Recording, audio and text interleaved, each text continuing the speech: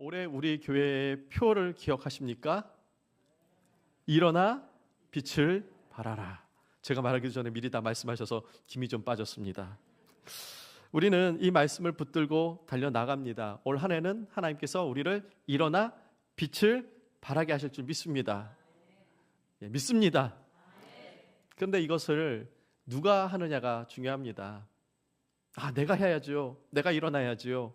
내가 빛을 발하야죠.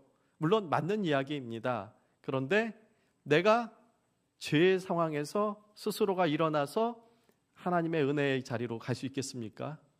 우린 또 쓰러집니다. 또 죄 가운데 또 넘어집니다.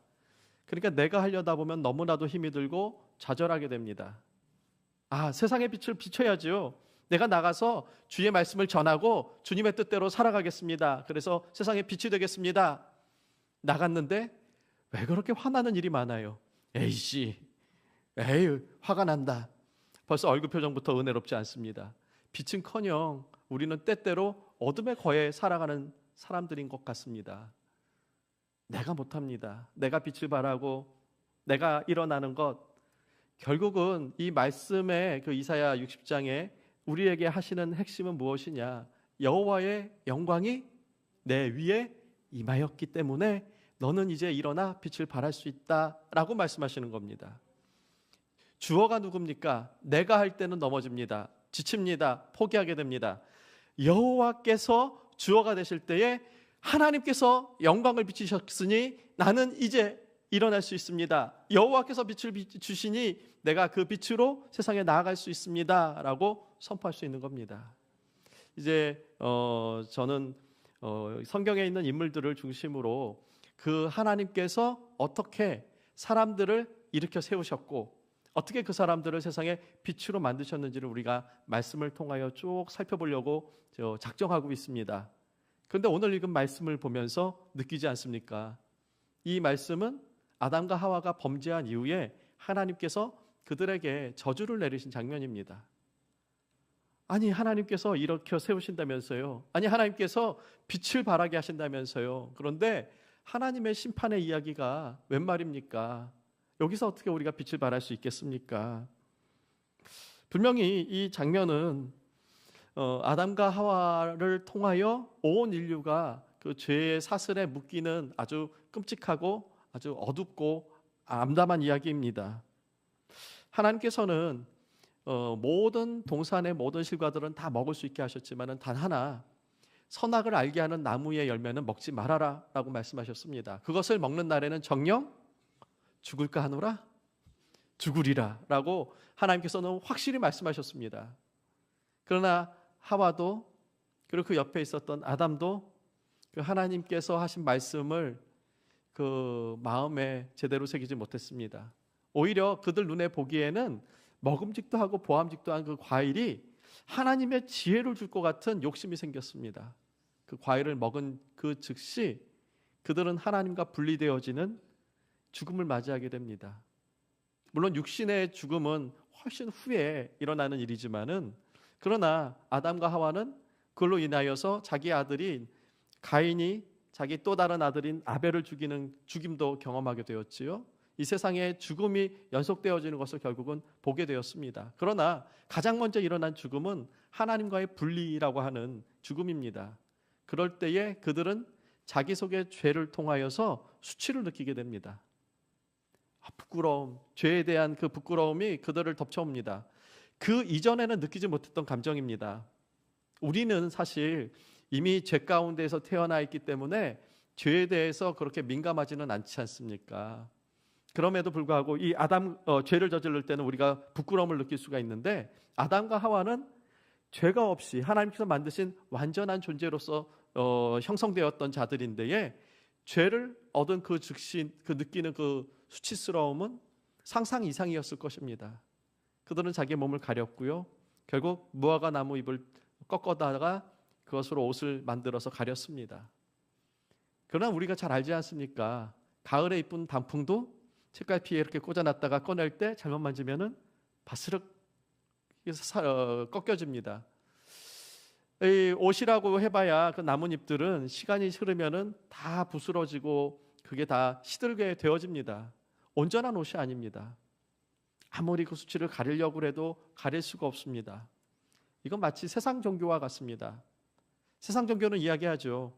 너희들의 죄를 탕감하기 위해서는 선행을 해라. 착한 일을 하면은 너희 죄를 용서받을 수 있다. 많은 착한 일들을 합니다. 그러나 그 착한 일로도 우리의 수치를 가릴 수가 없습니다. 우리의 죄, 남들에게 들키지 않은 더 많은 숨겨진 죄악들은 나의 선악으로 도저히 누를 수가 없습니다. 고행을 하면은 그것들을 다 누를 수 있다더라. 밥도 안 먹고 또 힘든 일도 하고 자기의 몸을 채찍질해가며 고행을 해봅니다. 그래서 내 욕망을 누를 수 있지. 그런데 또 죄의 자리에 가면은 또 드러납니다. 죄는 우리의 힘으로 가릴 수가 없습니다. 아무리 가리려고 해도 일시적이지 온전히 가릴 수가 없는 것입니다. 그런데 그 수치를 가지고 살아가야 할 아담과 하와를 위해서 하나님께서 일하십니다. 죄를 지은 것은 아담과 하와인데 하나님께서는 죄 없는 짐승을 잡아다가 그 가죽으로 옷을 해 입히셨습니다. 그 가죽 옷은 온전히 그들의 부끄러움을 가릴 수 있는 옷이 되었습니다. 아니, 하나님, 죄를 지은 것은 아담과 하와인데 왜 죄 없는 짐승이 죽어야 합니까? 근데 우리가 이 이야기는 구약에서 계속 연속적으로 보지 않습니까? 죄 있는 사람을 위하여 죽어야 하는 짐승, 어린 양. 제사가 그렇습니다. 우리의 죄를 용서하기 위해서 하나님께서는 짐승으로 그 죄를 전가, 나의 죄를 그 짐승에게로 옮기고 그 짐승으로 피해 제사를 드리면은 하나님께서 우리의 죄를 도말하시겠다. 동의서에서 먼 것과 같이 우리의 죄를 멀리 하시겠다라고 약속해 주셨습니다. 그럼에도 불구하고 그 제사는 불완전합니다. 매번 드려야 하죠. 죄 때문에 또 드리고 얼마나 많은 양들을 죽여야 합니까? 근데 바로 그 제사는 예수 그리스도의 십자가 사건을 예표하는 것이었습니다. 우리의 수많은 죄를 주님이 그 십자가에서 단번에 사해 주셨다라고 하는 그 약속이 바로 이 짐승을 잡는 장면에 연결이 되어지는 것입니다.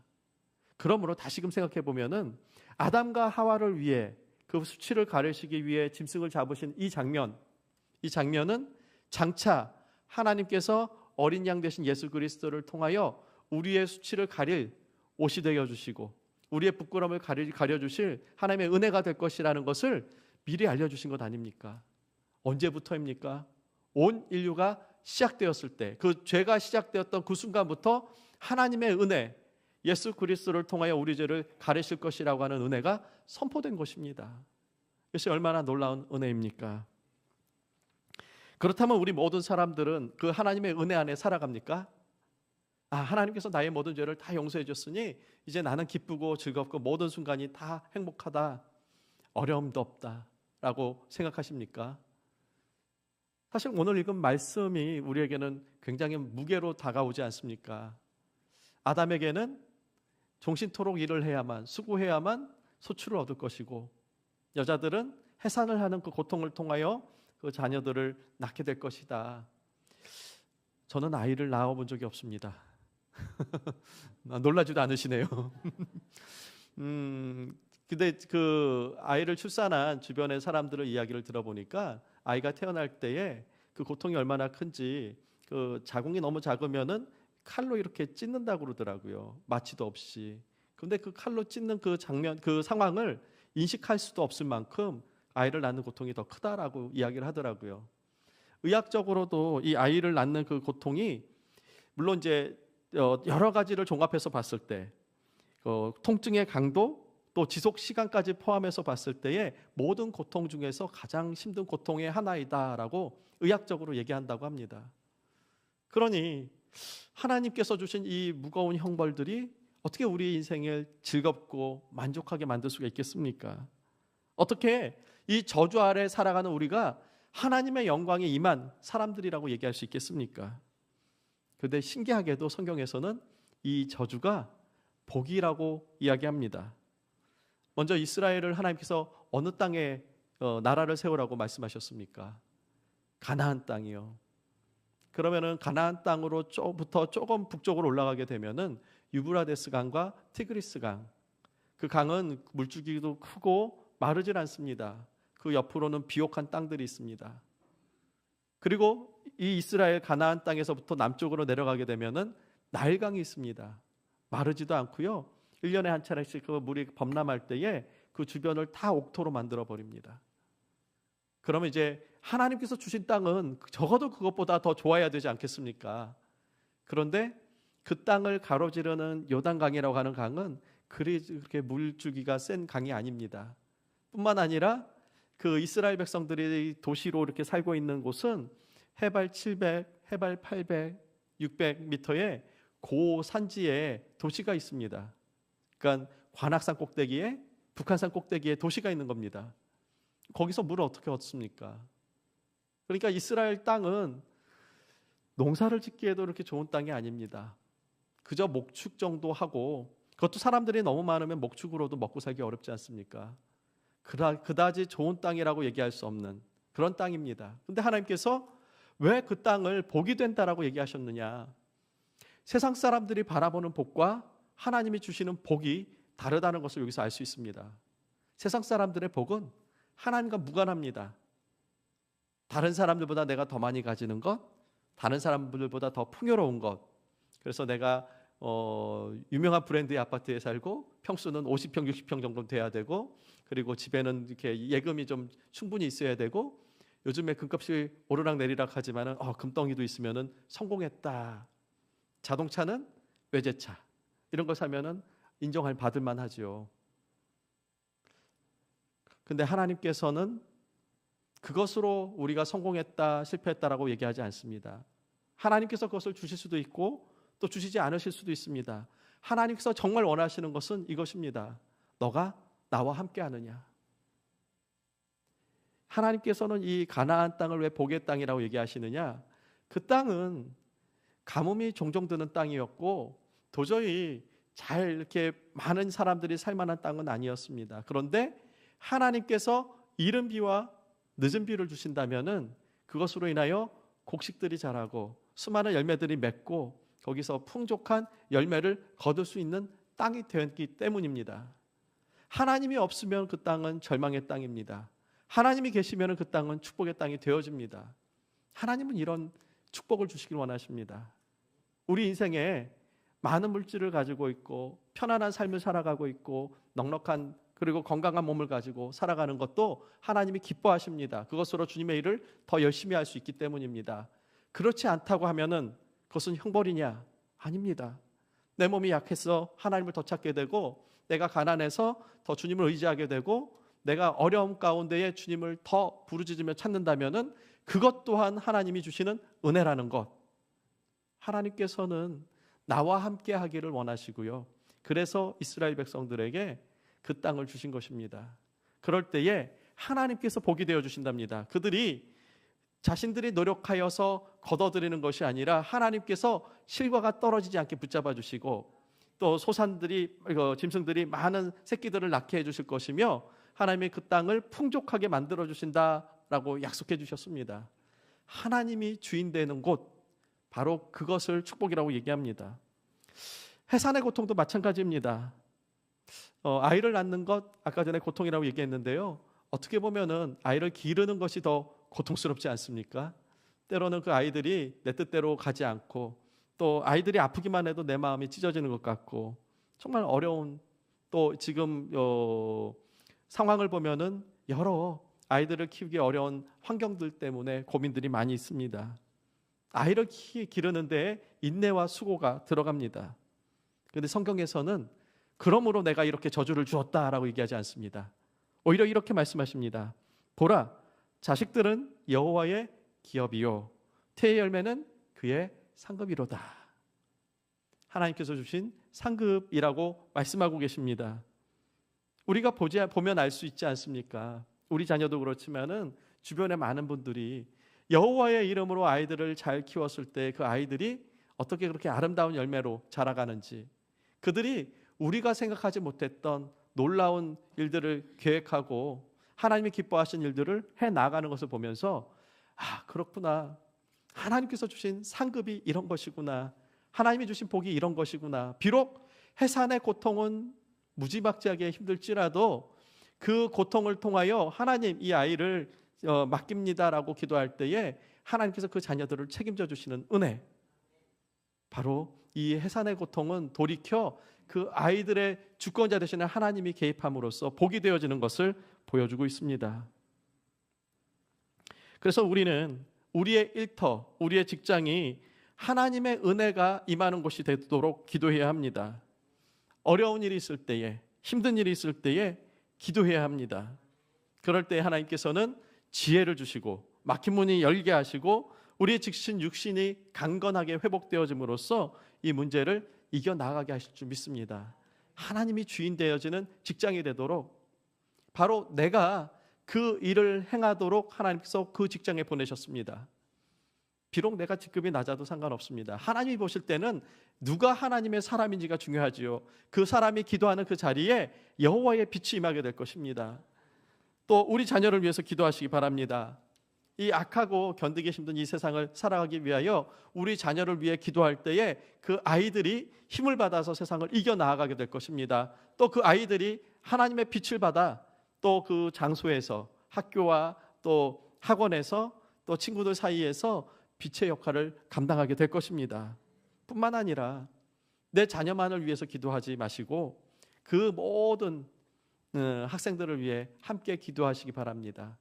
또 군대에 보낸 아이가 있다면은 나의 아이가 건강하게 나오는 것뿐만 아니라 우리나라 모든 군인들이 무사히 잘 군복무 마치고 돌아올 수 있도록 함께 기도해 주시길 바랍니다. 또 직장에 있는 우리 아이들을 생각하실 때에 한국에 있는 모든 직장인들을 위해 기도해 주시기 바랍니다. 그들의 직장이 안정되고 또 풍요롭고 또 바르게 그 수익들을 낼 수 있도록 함께 기도해 주는 것, 하나님께서 우리를 빛으로 부르신 사명입니다. 그런데 여기서 또 한 가지 문제가 있습니다. 아담과 하와를 넘어뜨린 뱀, 곧 사단이 존재한다는 사실입니다. 성경은 그 사단이 우는 사자와 같이 두루 다니면서 삼킬자를 찾는다라고 이야기하고 있습니다. 아담과 하와만 표적이 아닙니다. 예수님께서 말씀하시기를 할 수만 있으면 택하신 자들도 미혹하려고 한다라고 얘기하고 있습니다. 그러니까 사단은 지금 우리를 쳐다보고 있는 겁니다. 저 사람이 예수 안에 있는 데에 어떻게 하면 저를 넘어뜨려서 무기력하게 만들까? 저의 신앙을 넘어뜨리고 저가 더 이상 그리스도의 일을 감당하지 못하도록 할까 하고 우리를 지켜보고 있다는 사실입니다. 어떻게 싸워야 되겠습니까? 우리의 지혜와 힘을 발동해서 총공격하여 사단을 싸우면 이길 수 있겠습니까? 사단은 영이기 때문에 우리가 형체를 보지 못하죠. 그러니까 우리가 어떻게 싸워야 될지도 알지 못합니다. 또한 사단은 우리의 약점을 너무나도 잘 알고 있습니다. 내가 화를 내는 지점에서 항상 넘어지도록 그렇게 작동을 합니다. 그리고 내가 늘 탐욕을 부리는 그 자리에 작동을 해서 우리로 탐욕으로 넘어지게 합니다. 아담과 하와가 사단에 의해서 넘어졌는데 나도 그 사단에 의해서 넘어져서 그 저주 아래 계속 머물러 있으면 어떻게 되는가? 이것이 우리의 또 하나의 고민 아니겠습니까? 그런데 창세기 3장 15절에 이렇게 말씀하고 계십니다. 여자의 후손은 내 머리를 상하게 할 것이요. 뱀은 그 여자의 후손의 발꿈치를 물어서 상하게 하는데 그 여자의 후손은 뱀의 머리를 깨트리겠다라고 우리에게 말씀해 주셨습니다. 예수님께서 십자가에 달려 돌아가실 때에 그의 뒤꿈치가 상하는 고통을 받으셨지만은 그러나 그곳에서 예수님은 뱀의 머리를 깨트리셨습니다. 더 이상 그 사단은 우리를 사망으로 이끌고 갈 힘이 없습니다. 예수 그리스도 안에 있는 자들은 이제 그 모든 사망의 저주, 그 사단의 공격으로부터 주님께서 보호해 주신다라고 약속해 주신 것입니다. 그러므로 이제 우리는 내가 만든 나뭇잎을 가지고 우리의 수치를 가릴 필요가 없습니다. 아니 오히려 우리가 그 나뭇잎으로 우리의 몸을 가리면서 이제는 안전해, 이제는 내 수치를 모두 다 가렸어 라고 생각해서는 안 됩니다. 내가 더 많이 봉사를 하고 내가 많은 헌금을 하고 내가 선행을 하니까 이 정도면 나의 신앙은 안전하지. 내가 더 많이 기도하고 더 많이 금욕적인 생활을 하니까 이 정도면 충분하겠지. 모든 사람들이 다 죄를 저지르는데 이 정도 죄를 저지르는 정도는 아주 작은 일이지. 우리 스스로가 내 수치를 가리려고 할 때에 그것이 얼마나 무익한 일인지 우리는 알 수가 있습니다. 우리의 수치를 가리는 것은 유일한 한 길밖에 없습니다. 하나님께서 지어주신 옷을 입는 것. 하나님께서는 아담과 하와를 위해서 죄 없는 짐승을 잡아 그 피로 흘리게 하시면서 옷을 직접 지어 입히셨습니다. 여기서 중요한 것, 하나님께서 직접 만드신 옷이라는 것. 그 옷은 죄 없는 그리고 피를 흘린 존재라는 것, 바로 예수 그리스도를 의미하죠. 예수 그리스도 외에 우리의 죄를 씻을 수 있는 길은 없습니다. 성경에 대표적인 두 명의 예가 있습니다. 가룟 유다는 예수님을 판 수치를 가지고 있습니다. 근데 그 수치를 스스로 가리려고 해도 가릴 수가 없습니다. 결국 스스로 죽음을 선택하지요. 베드로는 예수님을 부인한 수치를 가지고 있습니다. 근데 베드로는 예수님께로 달려 나아갑니다. 배에서 물고기를 잡을 때, 주님을 알아챘을 때 그 누구보다도 먼저 예수님께로 달려 나아갔죠. 빈무덤을 향하여 갔을 때에도 베드로가 가장 적극적으로 주님을 찾았습니다. 주님을 찾고 주님을 만나니까 주님께서 그 수치를 가려주시는데요, 사랑을 회복시키십니다. 내가 나를 사랑하느냐, 내가 나를 사랑하느냐, 내가 나를 사랑하느냐. 베드로가 그 주님의 사랑을 다시금 회복하고 난 뒤에 주님의 일을 하도록 인도하신 것을 보게 됩니다. 우리의 수치를 가리시는 예수님, 오늘 그 예수님을 바라보고 계십니까? 오늘 그 주님의 빛으로 회복을 경험하셨습니까? 그렇다면 이제 우리에게는 주어질 일이 있습니다. 우리는 예수님을 만났고 예수님의 빛으로 모든 수치가 가려졌는데, 이 땅에 아직도 주님을 모르고 자기가 만든 나뭇잎으로 자기 수치를 가리는 사람들이 너무나도 많이 있지 않습니까? 예수를 모르는 우리 가족 안의 식구들, 우리 밖에 있는 식구들, 또는 나의 친구들, 그들을 위해서 우리는 기도해야 합니다. 우리가 삶으로써 그들에게 거룩한 그리스도를 증거하는 삶을 살아갈 수도 있지만은, 그러나 우리에게 주신 기도의 무기가 있지 않습니까? 예수 그리스도의 이름으로 기도할 때 주님께서 응답하신다 하셨으니, 예수의 이름으로 기도하고 그 이름으로 이루어질 줄 믿는다면은 오늘 그들에게 주님께서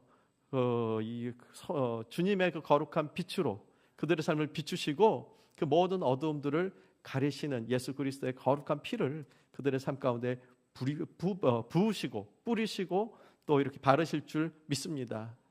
또 하나, 또 어둠 가운데 계시는 분들, 육신의 연약함으로 삶의 무거운 짐으로 인하여 힘든 우리 성도님들이 계십니다. 그들을 위해서 우리가 기도해야 됩니다. 이게 육신의 연약함으로 인하여 또 삶의 연약함으로 인하여 우리의 마음이 무너졌을 때에 옆에서 기도해 주는 것만큼 큰 힘이 되는 것이 없습니다. 오늘 그들을 위하여 내가 만난 예수 그리스도, 그 주님의 밝은 빛이 그들의 삶 가운데 비춰져서 그들의 그 어두운, 그들의 육신을 붙잡고 있는 어두운 영이 떠나가고 그들의 회복이 되어지고 그들을 붙잡고 있는 모든 부정적인 생각들이 떠나가고 그들이 주님으로 인하여서 또 다시 힘을 얻을 수 있도록 기도해야 될 줄 믿습니다.